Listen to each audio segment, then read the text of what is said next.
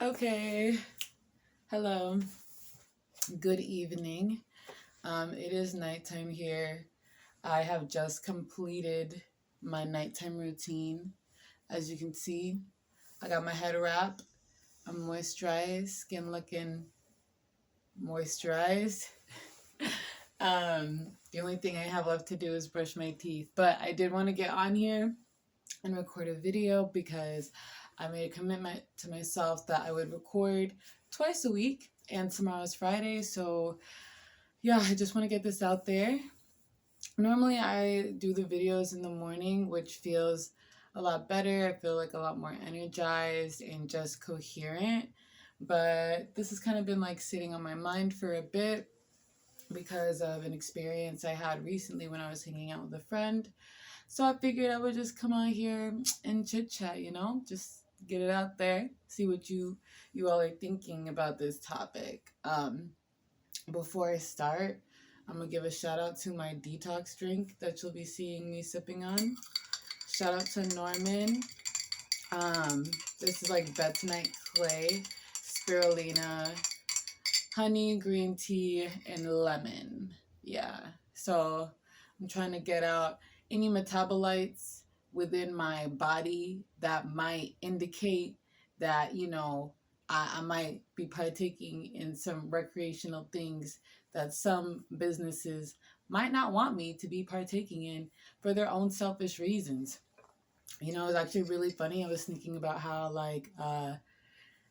I had like this decision to make, like, do I down all of these painkillers and destroy my kidney and liver, or do I like smoke some of that good green stuff and just not get employed? It's a crazy world that we live in, that you got to choose between the two. It's really silly. It's really silly, and it just shows you how backwards like the whole universe is. But things are changing, things are shifting, so we'll see what comes of it.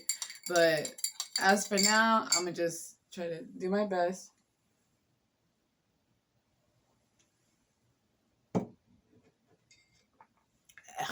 and get that out.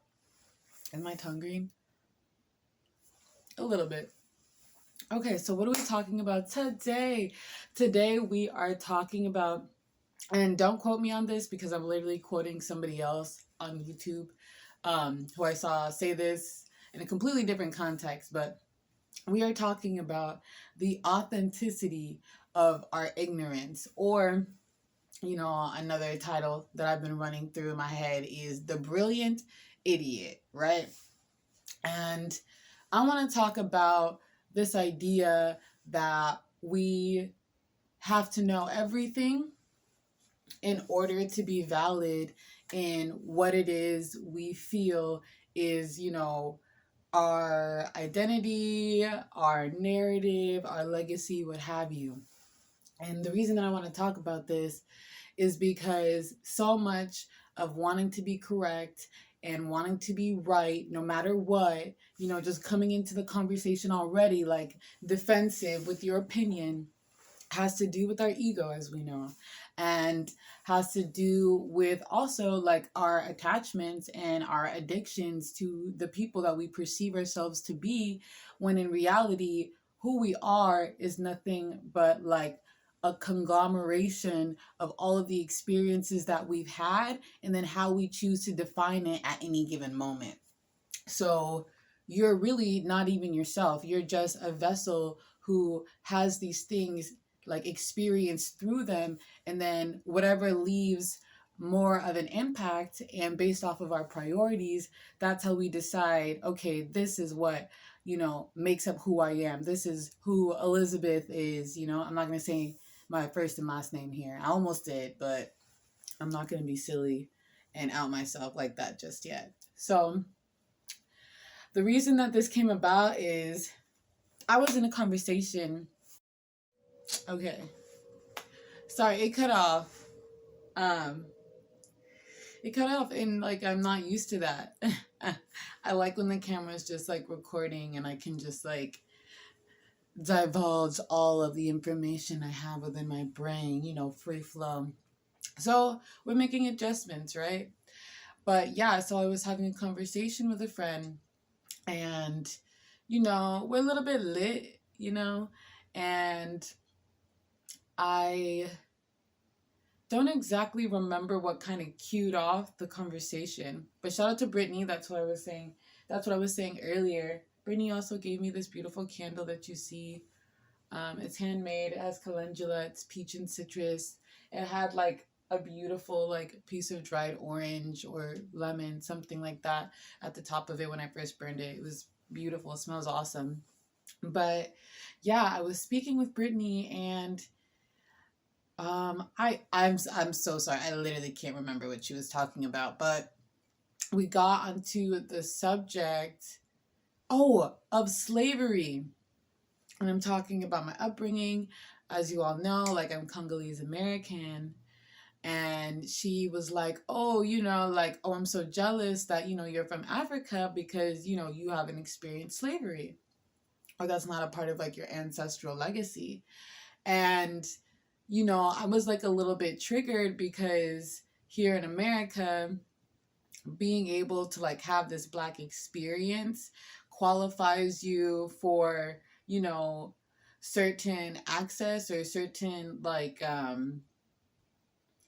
I don't even want to say cool points, because that's absolutely not what it is. But like, it gives you access to certain conversations that if you aren't a part of that legacy, you have like no real say in, or people kind of like dismiss your opinion.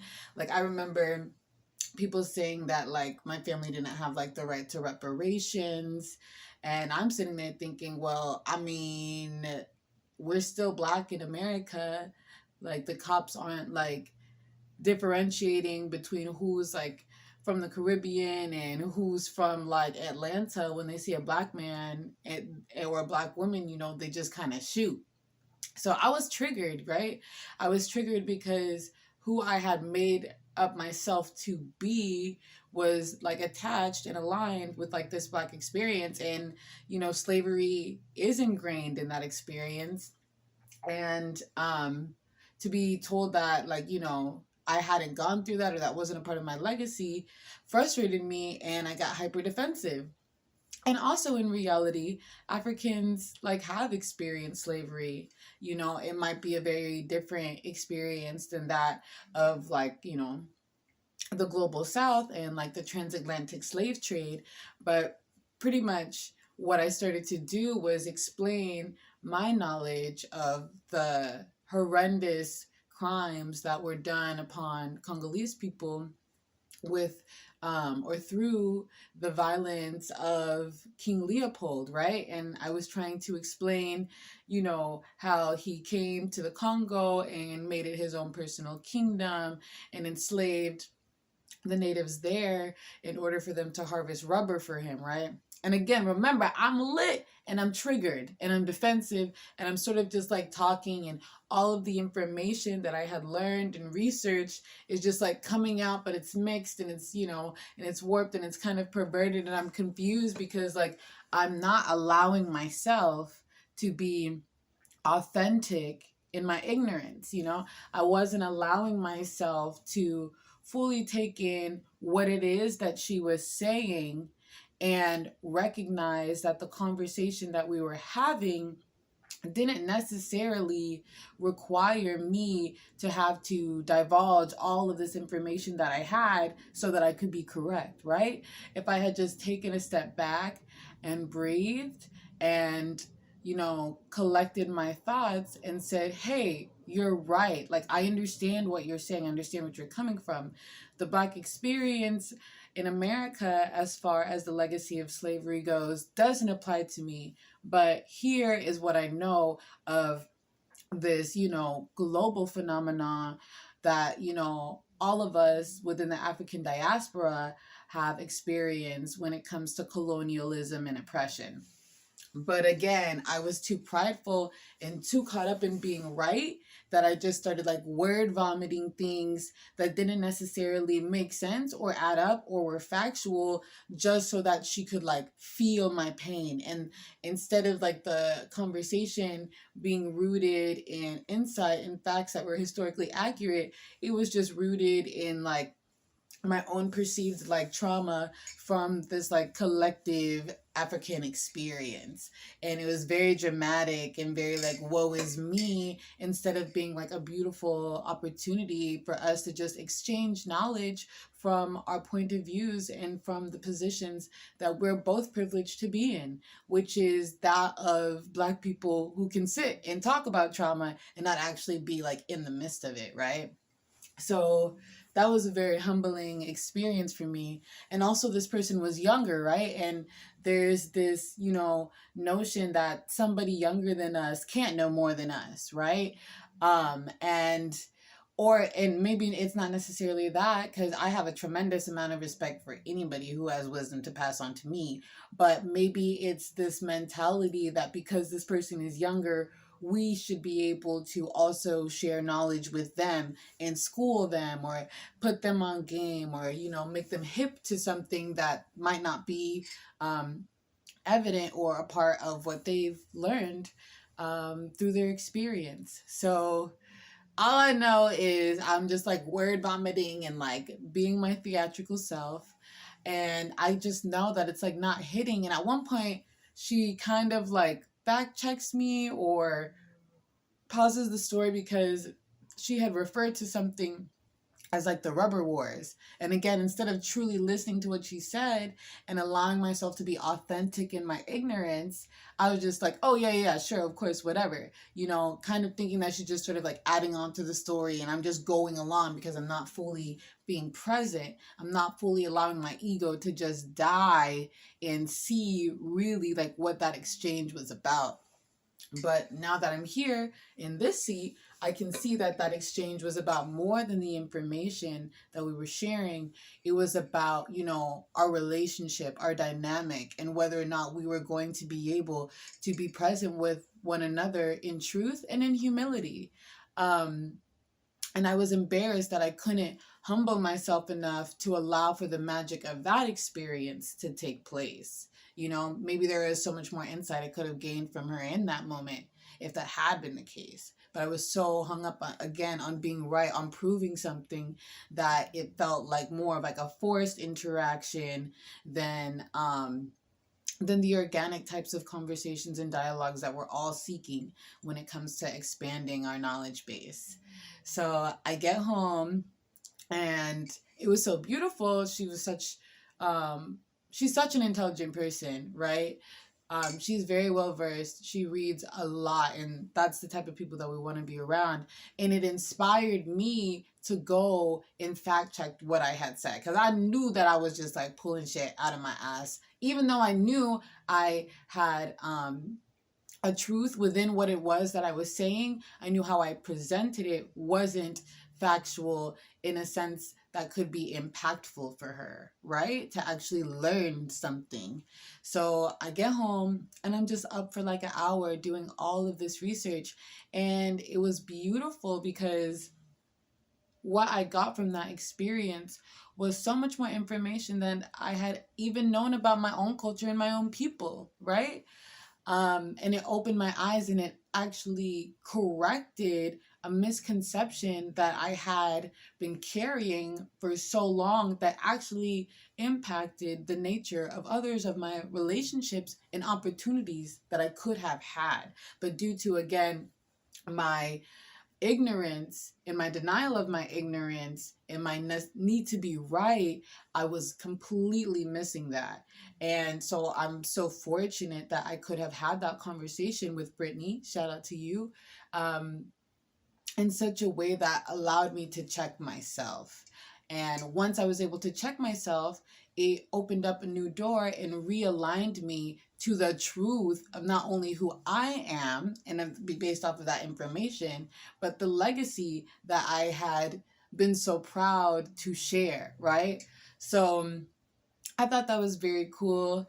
I thought that it was, again, very humbling, and it made me feel so grateful to be an idiot. It made me so grateful to acknowledge the fact that I was wrong and I needed more information, and that somebody was sitting right there willing to provide that for me. So I reached back out to Brittany and I said, hey, I got several edits to what I said. And she received it, and then it opened up a whole new conversation that was just so warm and healing. And then she could authentically gain something from the insight I was sharing, because it was no longer coming from a place of just like wanting to add on just to like prove that I was also smart. It really came from a place where it's like, hey, like we have different perspectives on this. Why is that? Let's unpack this together, you know? um so yeah, that was it. That was the story. That was the story. So yeah, I just wanted to share that. Please, just by all means, like honor who you are, honor the truth of what you know and what you don't know. And don't be afraid to learn something new from somebody every single day, because it will expand not only what it is that you know, it'll expand what it is that you think you know. And when you're able to relearn after unlearning, then it will change who you are as a person and what you have access to in this world and in this life experience. So I thought that was cool, and I wanted to come on here and share that with you guys. So that's it. I'm gonna finish my detox tea. I'm gonna try to combine those last two videos, and I'm gonna take my ass to bed. I'm gonna try not to curse on this too, because I know that people of different ages are gonna be seeing this, and I want to be respectful to you guys. So good night. Good night. I'll see you guys soon. Merp.